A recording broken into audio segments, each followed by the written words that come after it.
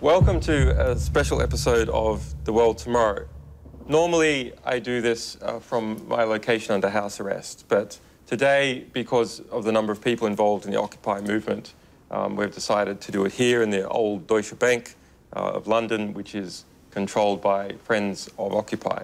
We have Marissa Holmes from Occupy New York, Alexa O'Brien from Occupy New York and US Day of Rage, Aaron Peters from Occupy London, Naomi Colvin from Occupy London, and David Graeber from Occupy New York. We can see why Occupy wouldn't have happened 10 years ago.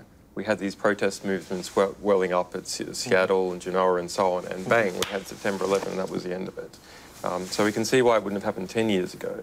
But why didn't it happen 5 years ago? I think, well, primarily social movements are around, they're always born out of grievance and a sense of being aggrieved. And I think these are simply, what's happening is simply impossible without the global financial crisis. And then it genuinely could have been the end of capitalism as we know it. We would have had massive problems with distributing food. The problem with complex societies is that when something goes wrong, it goes very wrong. So you think it wouldn't have happened if it wasn't for the GFC? That was such a driver. Well, because there are tent cities in the States that aren't within the Occupy movement. They're people who are simply homeless. Yeah. So that's a political symptom as much as agency. David, Occupy sort of simmered for a while, for the first week or 10 days or something, until there was violence. Well, yes, I mean, it was police violence, but nonetheless violence. And violence is sort of what? It was an effective marketing mechanism. I mean, we didn't... Hollywood movies are full of violence. I was there and, like, you know, living in the park for the first week, and so I can attest to the fact that we didn't simmer. We protested all day, all week. You know, we occupied Wall Street. We went in, you know, at the opening bell and the closing bell every day.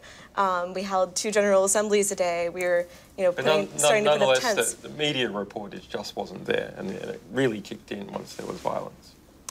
I mean, I suppose, but our aim was never to, you know, I'm suggesting that maybe it should be based upon the experience of this event.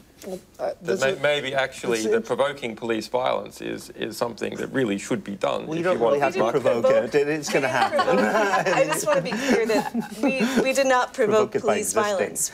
We took a direct... Making sure you can record police violence. We took a non-violent direct action. We went and we occupied a square so that we could have a general assembly and start to talk about the world that we wanted to live in, which we saw as completely antithetical to the world we were currently living in and the structures that governed it.